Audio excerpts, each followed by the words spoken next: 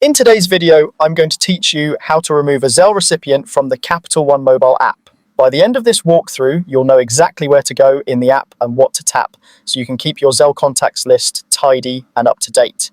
Make sure your Capital One app is updated and that you have a stable internet connection before you start for the smoothest experience. Begin by opening the Capital One mobile app and signing in securely to your account. If you use biometric sign-in like Face ID or a fingerprint, that works too.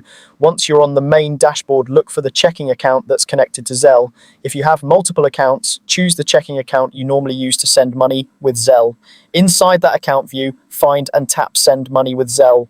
This takes you into the Zelle section of the app, which is where all your person-to-person transfer tools live. From here, scroll through the options until you see Manage Recipients. Go ahead and tap that.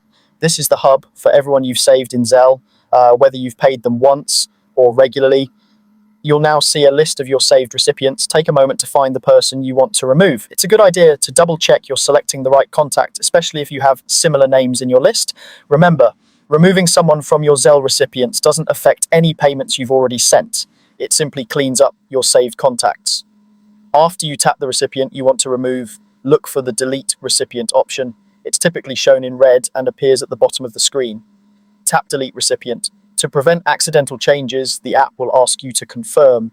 Review your choice, then tap Delete Recipient again to finalize.